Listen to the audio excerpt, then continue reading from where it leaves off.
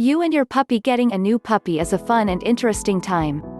You probably went to a breeder or pet store or maybe just saw an ad on the internet or the newspaper for puppies and decided just to check it out. Before you knew it, those little eyes and fluffy puppy fur had your heart melting and you were headed home with him or her in your arms. If you are like most new pet owners, you had visions of playing fetch with your dog, of watching him frolic at the lake, and of cuddling up on cold nights. However, you probably failed to realize that the behaviors you dream of in a dog do not come naturally. In fact, the more natural behaviors for most puppies include lovely little things like chewing up your favorite shoes, barking every second of the day, and peeing wherever they are when the mood strikes them. These behaviors might seem cute at first, or even manageable, but, if left unchecked, they can lead to a very bad adult dog. The problem with puppies that are not trained is that they grow into untrained dogs. An untrained dog can be a nuisance. All of that cute little yipping can quickly become loud barking that keeps you and your neighbors up for nights on end. The little teeth marks in your shoes can turn into destroyed furniture and a destroyed home before you know it. Likewise, those cute little puppy poops are not so cute when the dog is 75 pounds and has the excrement to match. Untrained dogs can also be very dangerous. All dogs can bite. It is in their nature to defend with everything they have, including their teeth. You have to teach your dog not to use their teeth so that no one winds up hurt, at least not when they are playing with them. While we all expect our dog to protect us in a worst-case scenario situation, you should train your dog to be non-confrontational. Dogs that pose a danger to the community are at risk of being put down. In addition, dogs that are problematic for any of the reasons listed above often wind up homeless. People grow tired of dogs that never grow up, and then they take those dogs to the shelter. We all know how sad life can be for a shelter dog and the end that many of those dogs meet. If you really love your new puppy and intend to have a long and happy life with it, train her. By training your dog, you teach her how to live in your world and increase the likelihood that your life together will be long and happy for the both of you. Dogs have been domesticated around the world for more than 15,000 years. Because of this long term of human companionship, the puppy that you adopt today needs you. Dogs are not truly able to live by themselves in the wild. They are not adapted to living outside and foraging for food. Indeed, the dog you adopt today needs you and years to please you. That desire to please their master is the reason that dogs are so easily trainable. The dogs that we have as pets have what is called social intelligence. This enables them to read your visual and verbal cues and adapt their behavior to it. While each dog will train at a different pace and through different ways, nearly all domestic dogs are trainable. Just like humans, dogs go through a series of cognitive development. Puppies, like babies, learn to interact with the world around them at around 8 weeks of age. They will also mimic behaviors early in life, so if you have one well-behaved dog, your puppy can learn from it. If this is your only canine, do not worry, they will also learn by watching you. Just like parenting, dog training is something that puppy housebreaking step by step. Get a crate or kennel for your puppy. When you are not actively engaged in playing with or walking your puppy, he should be in a crate. This includes overnight and while you are not home. The puppy should not expect, nor should he be given free run of your home. This will give him an early sense of dominance and make it harder to train him. In addition, most dogs will not eliminate in their kennels, so you reduce the risk of an in-home accident. The crate should be large enough for your dog to sit up, stand, and turn around. Too large of a crate is not going to make your dog feel secure, and too small will be uncomfortable. Since your dog will likely get larger, you may have to invest in successively larger kennels. Maintain them well and you should be able to sell them online or at a yard sale.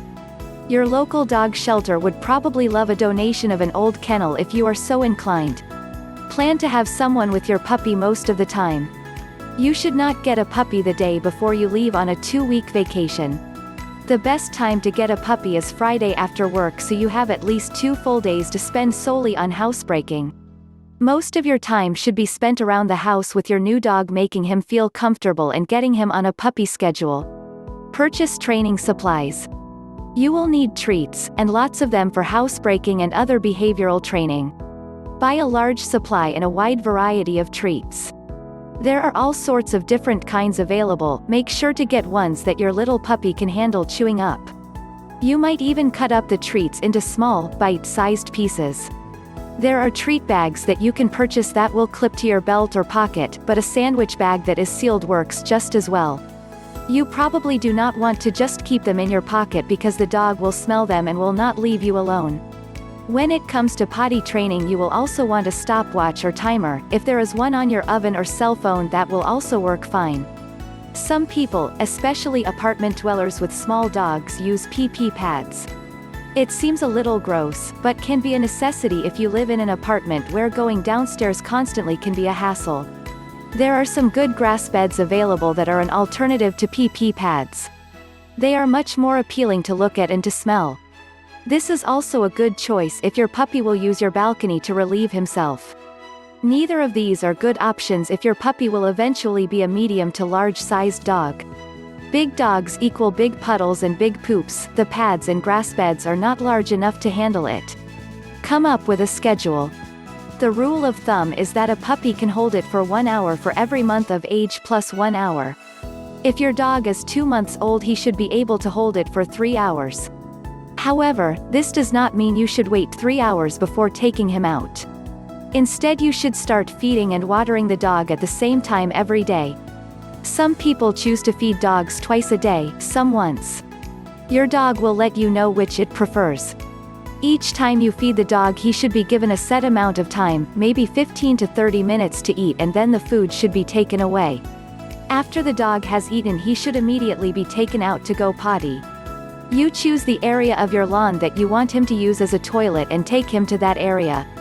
Walk the dog around the area and use a cue phrase that suits you, like "go potty" or "do your business." These cues will get ingrained in your dog and he will react to them throughout his life. Make sure that everyone in the household who will take the dog out uses the same cue phrase. Continue using your cue phrase while the puppy goes potty, until he is completely finished. Once he is done, praise him and give him affection and a small treat. If he does not go potty within 5 minutes, take him back inside and put him in his kennel. Wait 15 to 20 minutes and try it again. Throughout the day, you will need to repeat this process once every hour, even when your puppy has not eaten. Each time your puppy has a successful potty venture, praise him and allow him to have some supervised playtime. At bedtime, your puppy should be locked in his kennel. While he is still young, you might want to move the kennel into your bedroom at night, to make both the puppy and yourself feel more secure. Do not feed or give and water to your puppy near bedtime, and try to get him to go potty before you turn in. However, when he is small, you may want to set an alarm to go off at least once during the night so that you may take your puppy out to the potty area. With few exceptions, this plan should work to have your puppy trained within a few days.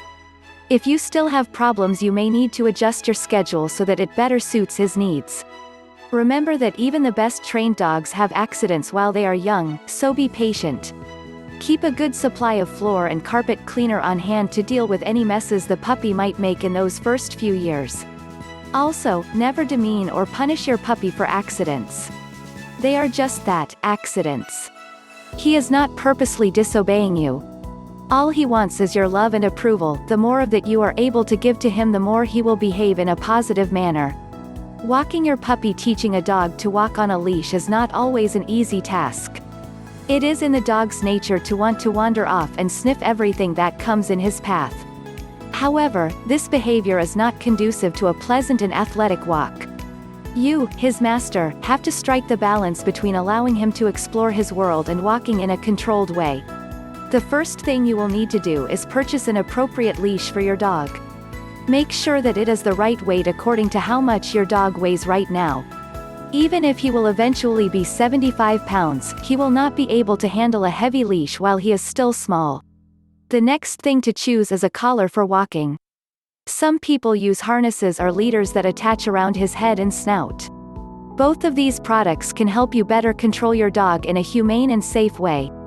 Choker collars are not recommended for any breed of dog, as there is significant danger of hurting the animal. If your dog is small, a simple collar and your leash might be plenty.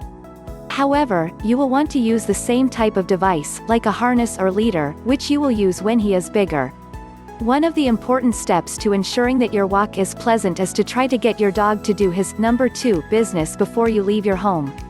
If he learns that the walk is the time to go to the potty, then you will almost always be stuck carrying around a bag of his waste on your walks. He should learn to potty in a specified spot in your yard. Of course, to be on the safe side, you should always carry a bag with you for picking up any potential dog droppings. The part of the training process is time-consuming and requires a great deal of patience. Do not expect your first walk to be a long one, distance-wise at least. Think of it as a training session that requires lots of stopping and starting to get it right. Conclusion: now that you have taken the time and spent the money to get a new puppy, you should also take the time to train him. A well-trained dog makes for a happy home. Your dog does not have to do a bunch or tricks, nor does he have to be perfect. You are probably not training a show dog or a guide dog, so you do not have to stress out about making him behave perfectly. Try to focus your energy on key behavior like housebreaking, responding to commands, and wailing on a leash. As you get to know your dog better, you will find out what he is good at and can expand on those good behaviors and learn to manage the unwanted behavior. Most puppy training can be done on your own, right in your own home. There are dog training classes that you can take to help you get started. These can be good, but are only the beginning of the training process. Your new dog will need to continued attention and behavior in order for him to be the best dog that he can be.